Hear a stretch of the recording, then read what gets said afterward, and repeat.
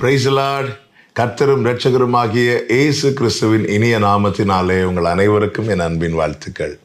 இந்த நல்ல நாளை காண செய்த தேவனுக்கு ஸ்தோத்திரம் உண்டாவதாக. கர்த்தருடைய கிருபையும் நன்மையும் உங்களை தொடர்ந்து வருவதாக. யோவான் சுவிசேஷம் 1வது அதிகாரம் 23வது வசனம். அதற்கு அவன், கர்த்தருக்கு வழியை செவ்வை பண்ணுங்கள் என்று ஏசாயா தீர்க்கதரிசி சொன்னபடியே நான் வனாந்திரத்திலே கூப்பிடுகிறவனுடைய சத்தமாய் இருக்கிறேன் என்றான். கர்த்தருடைய பரிசுத்த நாமம் மகிமைப்படுவதாக.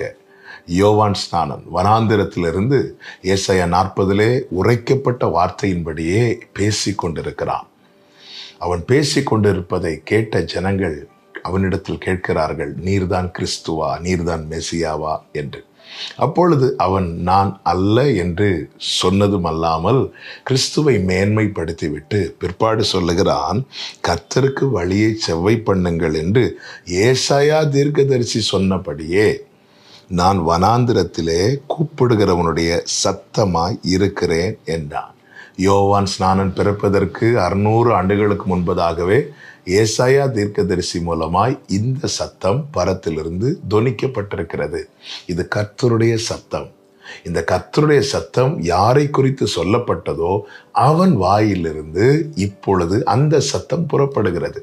இந்த நாளிலே என்னை கேட்டுக்கொண்டிருக்கிற அன்பு சகோதரா சகோதரி, நம்மை குறித்து நம்மிடத்திலே கர்த்தர் என்ன சொல்லி இருக்கிறாரோ அதை நாம் வெளிப்படுத்தும் போது கர்த்தருடைய சத்தம் நம் சத்தமாய் மாறும். நம் மனதிலே நம் மாம்சத்திலே தோன்றுகிற வீண் வார்த்தைகளை வெளிப்படுத்துவதை பேசுவதை விட்டுவிட்டு கர்த்தர் நம் காதுகள் கேட்க சொன்ன வார்த்தைகளை நாம் பேச ஆரம்பிக்கும் போது அவருடைய சத்தம் நம் சத்தமாய் மாறும். அப்படி ஏசாயாவின் சத்தம் மாறினதுனால தான் ஏசாயாவை பார்த்து கேட்டார்கள், நீர்தான் மேசியாவா, நீர்தான் கிறிஸ்துவா என்று. பிரியமான கர்த்தருடைய பிள்ளைகளே, நம்முடைய சுயத்தை வெறுத்து அவர் சொல்ல கேட்டு அதை பேச ஆரம்பிக்கும் போது அவருடைய ஆலோசனையின்படி நம்முடைய வாழ்க்கையும் வார்த்தையும் இருக்கும்போது நம்மை பார்க்கிறவர்கள் அவரை எளிதாய் காண்பார்கள், எளிதாய் அறிந்து கொள்வார்கள், அடையாளம் காண்பார்கள். நமக்கு தெரியும், இதே யோவான் தன்னோடு இருந்த சீஷர்களிடத்துல இயேசுவை கை காண்பித்து சொல்லுகிறான், இதோ தேவ ஆட்டுக்குட்டி என்று. இயேசுவை குறித்து தன்னோடு இருக்கிறவர்களிடத்துல வேற எதையுமே சொல்லலை, இதோ தேவ ஆட்டுக்குட்டி. இந்த ஒரே லைனை தான் சொன்னான். இந்த ஒரு லைனை கேட்டதும் அந்த 2 பேர் இயேசுவை பின்பற்றி அவருக்கு சீஷர்களாய் மாறினார்கள். அதில் ஒருவன் தான் அந்திரேயா. அந்த அந்திரேயா மூலமாய் வந்தவன் தான் பேதுரு. பேதுரு மூலமாய் வந்தவர்கள் தான் யோவான், யாக்கோபு. பார்த்தீர்களா? கர்த்தருடைய சத்தம் நம் சத்தமாய் மாறும்போது நம்மோடு இருக்கிறவர்களிடத்திலே நாம் இயேசுவை எளிதில் கொண்டு போய் சேர்க்க முடியும்.